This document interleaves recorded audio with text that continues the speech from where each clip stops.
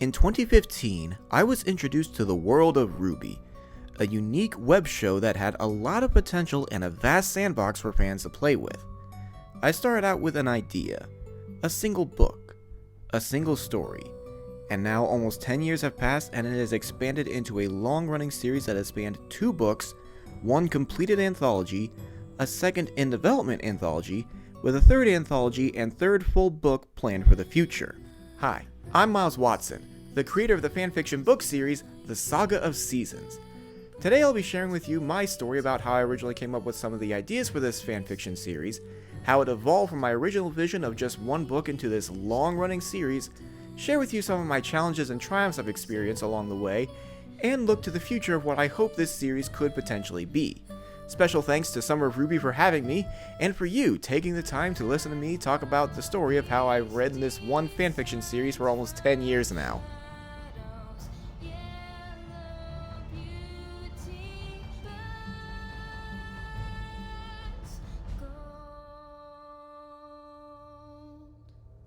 Before we begin, I will preface that I will be discussing several elements of the stories of my books that could be considered spoilers. So if folks would like to experience it for themselves before listening to my behind-the-scenes discussions of this series, you can find all of the books at either writerscafe.org or at Archive of Our Own, all under the same titles: RWBY Order of Seasons, RWBY War of Seasons, Anthology of Seasons First Steps, and Anthology of Seasons Second Breath. We begin in 2015, when I was just a sophomore at college at Bowling Green State University in Northwest Ohio. I was starting to get my bearings on my current semester in classes, and was looking for something new to watch to help pass some of the free time I totally had. A former friend of mine recommended I watch the show RWBY, a web show I had only heard of in passing thanks to the Tifa vs. Yang death battle. My former friend had discovered the show over the previous summer and were obsessed with it. They continued to recommend it to me, so I decided to sit down and give it a watch since back then it was all still free on YouTube. I will admit I was a bit iffy about whether or not I wanted to continue with the show after season 1. It had some amazing moments, but I wasn't hooked like my former friend said I would be. But then I started watching season 2, and I thoroughly enjoyed it. The intro helped out a lot, as it reminded me of a Kingdom Hearts opening. And by the time I finished watching season 2, season 3 was in full swing, so I continued watching, eventually signing up for a Rooster Teeth account. My opinions on the show as a whole have shifted over the course of these several years, but that's not the point of this segment. While watching season 3, I started having a lot of fun with some ideas I had in my head. What if I was in the world of RWBY? What would my semblance be? How would I fight?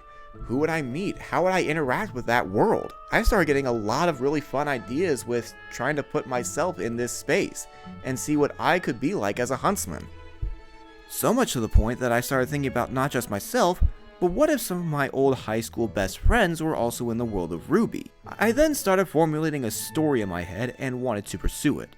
I reached out to my friends to ask for their permission for me to use them as characters in the story. They all agreed, and they all began providing input onto what they would want their characters' weapons and semblances to be. With this pre-production foundation, I began work on writing the very first book, RWBY Order of Seasons. I began making some pre-production notes around November of 2015 as my friends continued to provide their input for what they wanted their different characters to be like in terms of their weapons and semblances. Once I had some of those pieces situated, I was then able to start beginning true work on the story based around the original concept in my head. RWBY Order of Seasons takes place in a universe where the events of the ending of Volume 3 happened very differently. A year has passed since then, and now new heroes have arisen. The members of Team Neiman and Jetboil rise up to fight against the creatures of Grimm and the looming threat of the Order of the Four Seasons, led by Zenoma Mortem. I started writing the first chapter around December of 2015, but not only did I have finals to study for, I also was a member of the Bowling Green marching band, and we had a football team that was good enough to go to a bowl game, so I was still busy with that, and that meant I didn't have as much free time to dedicate to writing the initial chapter. Because of this, I originally had planned on waiting until the start of the new year to start releasing chapters so that I could finally be clear of all of my responsibilities at the end of the school semester, and then go on from there. But after the bowl game and I was getting ready to board a plane to fly out to Colorado to visit family, I had an idea. I decided, you know what, as an early Christmas present, why don't I release the first chapter that I'd actually finished to the internet for my friends to read. I did so, and from there, the rest is history. And that first chapter was Prelude to Order Light. I originally called the preludes trailers as a reference to the original show, but then I noticed that a lot of people who were reading it hadn't actually seen the original show, so they were skipping the trailers because they thought they weren't important, which is why I made the name change to make them much more understanding that this was important to the lore. I was then able to move the second chapter up to the beginning of the new year, and then with a little bit more finagling, I was able to set up a weekly release schedule that I could maintain during my classes. I released new chapters every Monday, and most of my writing took place here, at the Kreischer Sundial. It was a little dining area in my dorm building that was very convenient. Every Sunday night I would go up, order a pizza, do some writing, and then make sure the chapter was ready for a weekday release the next morning. I still remember a lot of those evenings at the Sundial. It was just a lot of fun to sit next to the window and just type away at the fanfiction.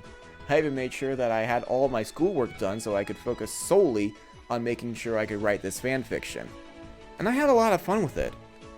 Admittedly though, looking back on it, it is a little rough around the edges and maybe in some parts of the middle. As I was still a sophomore in college, I was still learning the ropes how to properly write a story. There were definitely some early mistakes I had to catch so that I wouldn't make them as I was writing this fanfiction. One of the biggest being how I initially introduced the main antagonists of the series, the Order of the Four Seasons. In my original concept in my head, my thought process was that the Order was some shadowy organization that was trying to rule the world. Of course! It's not too dissimilar to how I ended up doing in the book, but the biggest difference was when I did it in the final version, Zenoma Mortem was already the leader of the Order of the Four Seasons.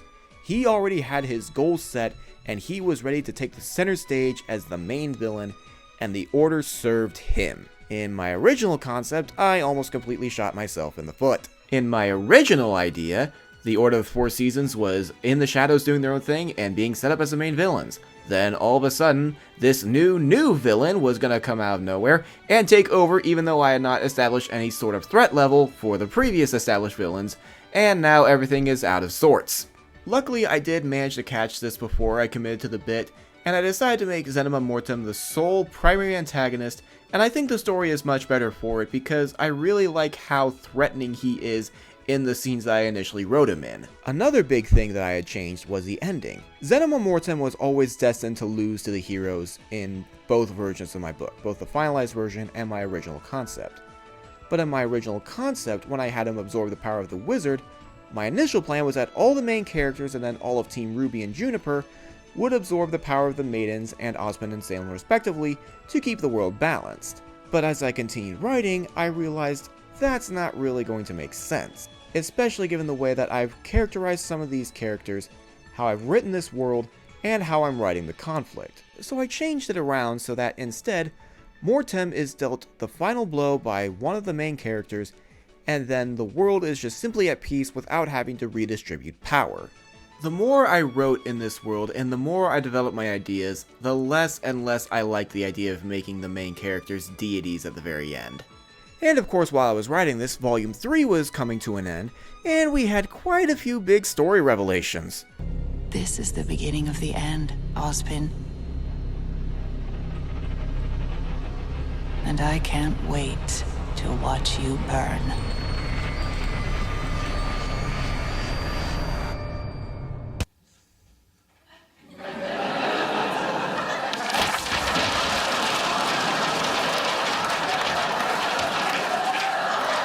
Despite the fact that at the end of Volume 3 we knew nothing of the character of Salem, I knew I wanted her character in my story, so I decided to run with a theory I had at the time.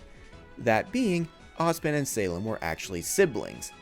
And oh boy did that blow up in my face once we got the revelations in Season 6. I'm Briggs Hatton. I wrote the Community Season 6 Incest episode. Despite this new revelation, I did try to stick to my guns in regards to relation between Osmond and Salem. The solution was to say that this is a multiverse and they're siblings in this particular universe, but those were elements of the story that I wouldn't touch upon until war. Regardless, I was happy to have Salem in the story, and she helped add an interesting element to the overall story that I was grateful to have. As I was really getting into the swing of writing the books, we learned about the existence of the Maidens thanks to episode 6 of season 3, but Salem allowed me to add another level of the magic to try and further the ambitions of the villains. Another piece of the puzzle that could add to the ever-growing action, and the grand finale of the book. As time progressed, we reached November 2016. The final battle was joined. Zenema Mortem was defeated by the strength of our heroes coming together. And in the end, power was distributed to where it belonged, and our heroes have brought peace to the world, at least for now. And at this point, I felt like I was good stopping there in terms of writing in this universe.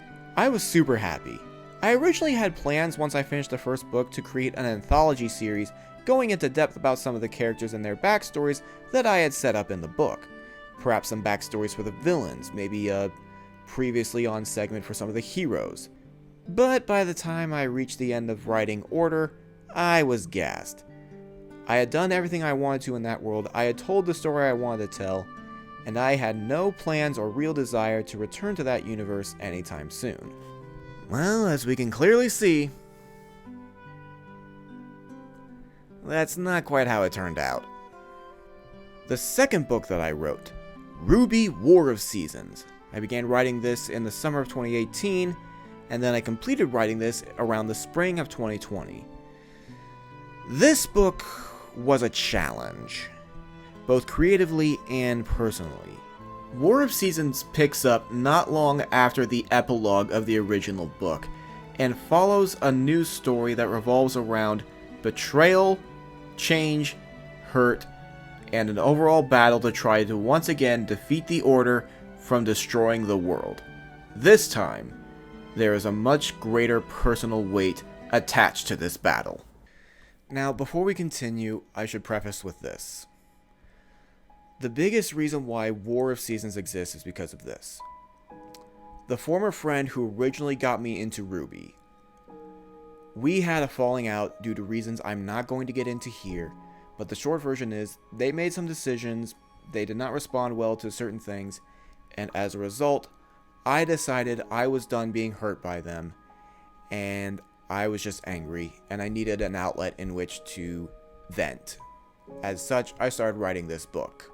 I originally did not have any plans of sharing this with my friends or the internet. This book was going to be just for me to deal with my anger and hurt over what happened because of my former friend.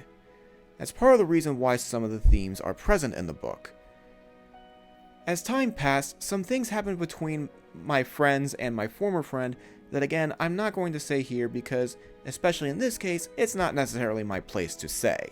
The short version is, the former friend made some decisions in a pivotal moment in a lot of our friends' lives, and as a result, there was a general animosity and anger towards this former friend. As such, I decided to share with them that I was making this sequel. And the way I describe it to them, I was essentially turning our former friend into Darth Vader. And of course, I can only speak from my general feelings about what happened between me and my former friend. Like I mentioned before, I initially started writing this in the summer of 2018, but I did not adhere to a schedule because this was just for me, so I didn't feel a need to adhere to any form of schedule. But once my friends were made aware, I decided to return to a weekly schedule just so I could mostly focus on getting this book finished. I returned to a weekly schedule in early 2019, and then the entire book was completed by the end of spring in 2020. And much like with the first book, there were some changes and challenges along the way. When I started writing the book, I originally wanted to make it a 1v1 between myself and Lord Tenebris for the final battle. Then when I started sharing it with my friend group, I thought about making it everybody fighting against them. But as I progressed and continued to write the story, I figured that the best story direction would be to have the original characters that I created at the end of the first book deal the final blow to Tenebris. Mostly because I didn't want it to be one of my friends or myself dealing the final blow to somebody in the real world that we kind of had complicated feelings about. And by having the kids of Lord Tenebris be the one to fight in the final battle, if I was going to go for the Darth Vader angle, I was going all in. At first I thought about having both Gray and Ember fight the final battle, but then I decided that having Ember, the object of Tenebris's rage, be the sole final fighter while carrying the wills of Tenebris's two former mentors would be a unique and exciting final boss. And since I was returning to this world for the first time since 2016, I was now able to approach this world as a slightly better writer and one with some new ideas I want to play with. One of which was something that I really loved. I was taking a hike at a park called High Banks in the Columbus area, and I remember I went off the beaten path and wanted to explore the stream. During that piece of exploration, I came across a moment that I really loved. I had noticed that due to years of erosion and change in the weather and the environment around it, the creek had almost formed steps. It looked like a natural stairway leading to destiny, and I loved that idea. I already knew that the Relic of Life was going to be in a mountain, but I wanted to play with this particular visual of the creek and the stairs. That part I really loved. Another piece of the puzzle was that I wanted to start playing with the idea of multiverses. I initially got the idea back when I was originally writing the story because I had the idea of alternate versions trying to control the original version, but especially once Kingdom Hearts 3 Remind came out, I started getting some ideas about what I wanted to do and a potential direction I could take the story. Another idea, in 2019, I actually went to an IKEA for the first time, and I had no expectations of what to, expect when I first went in there. And when I discovered it was essentially a labyrinth, I started playing with ideas of what if the Order's secret base was a labyrinth. I could build off of this. That to me was exciting. But, given the subject material of the story itself, this book was not just a challenge creatively, but also personally. Like I mentioned, this book was originally a way for me to deal with my anger in regards to what happened with my former friend. But as time passed and I started to continue through the stages of grief and just dealing with everything, that anger kind of started to subside, and that just made everything feel kind of awkward and weird. And I can't even begin to imagine how that might have felt for some of my friends. I'm still glad I wrote it, but there was definitely a part of me that felt, yeah, I don't think I could ever do a story like this again. Which is part of the reason why I wrote the epilogues. I originally had planned to stop with the first epilogue, but then I decided that I wanted a few secret episodes to try and play with some different ideas, as well as begin laying the groundwork for future stories and a potential redemption arc. The problem is, the redemption arc is mostly hinging on the fact that my former friend in real life would have an epiphany and start to change their ways and try to be a better person. The biggest reason why redemption is kind of difficult is because I stopped being friends with this particular person in 2017. It's now almost 7 years later, and from what I've heard from people who are still in contact with this person, things have not gotten better. I might still end up doing a redemption arc anyway, just for the sake of ending this story, because there's a part of me that doesn't like leaving this character as essentially Darth Vader. But at the same time, it's kind of hard to ignore reality to a certain degree. And that's the biggest reason why I don't think I could ever write a story like War again. And it's because of that difficulty and pain with writing War that I decided to, instead of just taking a few years off or taking a long break after finishing War, I would instead jump right back into writing more stories with the first anthology, RWBY, Anthology of Seasons, First Steps.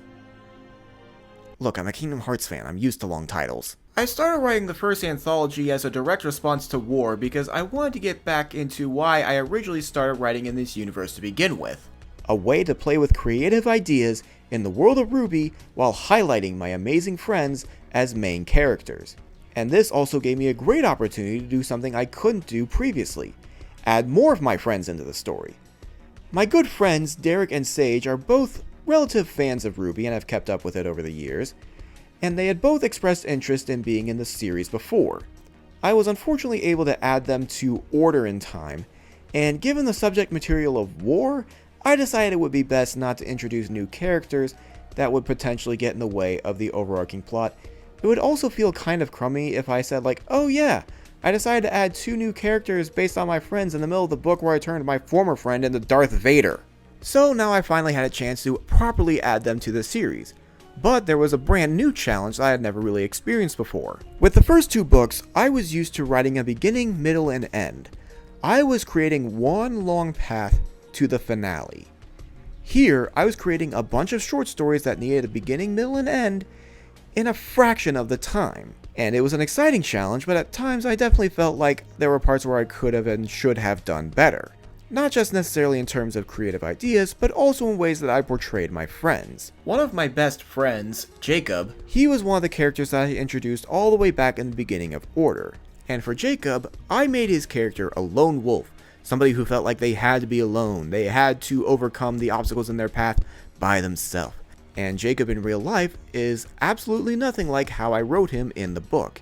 He's one of the kindest, most compassionate, caring people who has a lot of great friends and cares about people. The main issue was I needed a character that could fill that lone wolf archetype, and for whatever reason, I decided to pick Jacob's character for that. When I originally finished writing his episode, I thought I had done a good job of trying to showcase his character growth into being more of a friendly person.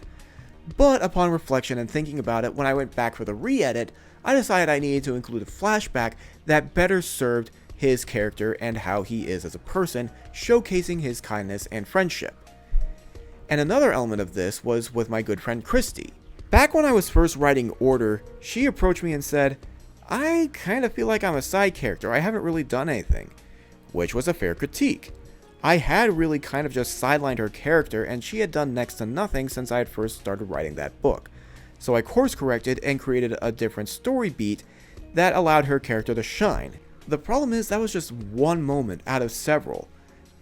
Moments that I have given mostly to either myself or other characters that had more or less bearing on the plot as a whole that I was writing. And I've tried to correct this. Through the critiques of my friends, I have tried to course correct and create moments to give them more moments to shine. I can't say for certain if I've succeeded or not. I hope I have, but I definitely feel like I could do better. Because when they do offer their critiques, I feel like that's when I've done some of my best writing. The original idea I had for Christy's character at that moment in Order was not good, but through her critique and her raising the alarm of how she felt, I was able to course correct and create a better idea that I felt created a more unique and proper idea for her character. But of course there was also another element that I was playing with writing the first anthology. Setting the groundwork for a potential book 3. Since the anthology series is taking place over the course of several different time periods and eras, I figured I could try playing with different ideas and begin laying the groundwork for my third big book, a la Kingdom Hearts. But at the same time, that leads to challenges because not only do I have to make sure I know what I'm planning for in book 3, I also have to make sure I remember these things. I'm pretty sure I've already forgotten a handful of big plot points that I created in earlier chapters, and I'm just pulling like what they do in pitch meetings. Oh, whoops. Whoopsie. But regardless, I finally finished the first anthology, and I was super happy to have gotten back into this world for a reason beyond just being angry. And that leads us into my current project, the second anthology book, Second Breath.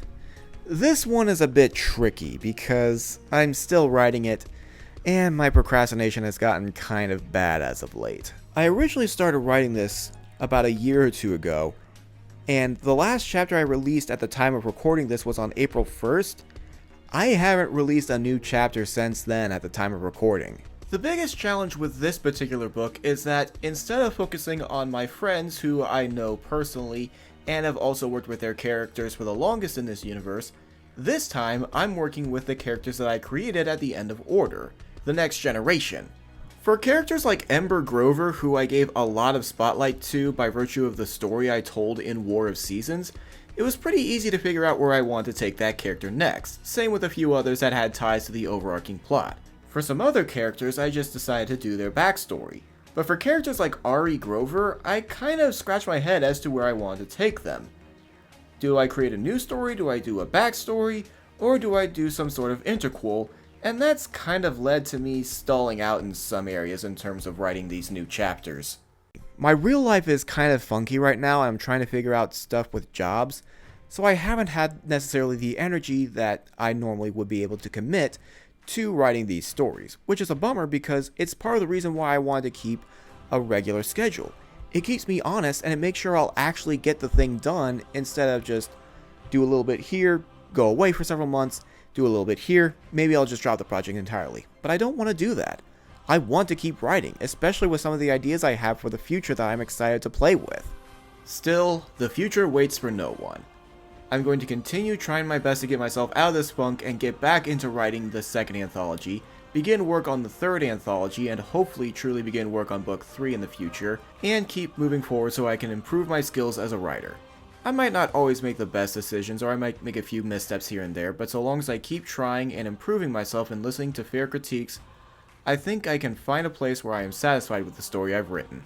But until then, I'm going to work hard to try and improve my writing and create better ideas for people to enjoy, especially my friends, who I hope not only continue to offer their critiques, but just enjoy what I've written.